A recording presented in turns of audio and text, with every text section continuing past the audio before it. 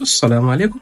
A jiya ne 26 ga watan Fabrairu na 2024 aka buɗe taron MWC Mobile World Congress wanda ake gudanarwa a ƙasar Spain a garin Barcelona, inda kamfaninnikan da ke haɗa wayoyin hannu na sadarwa, kwamfutoci da ma wasu ƙere-ƙere na kimiyya da fasaha suke zuwa su nuna kayayyakinsu a duk da dai wasu kayayyaki concept ne, wato ba nan kusa za su fito ba, suna iya kaiwa nan da shekara 5, 6, 7, 8 har 10 ko a wuce hakan.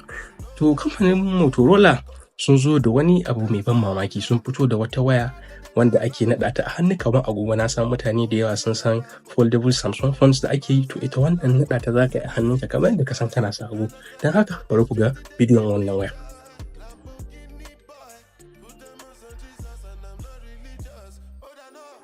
Kuna son ku ci gaba da ganin me ke faruwa a Mobile World Congress na wannan shekara, in kuna YouTube kada ku manta ku danna subscribe.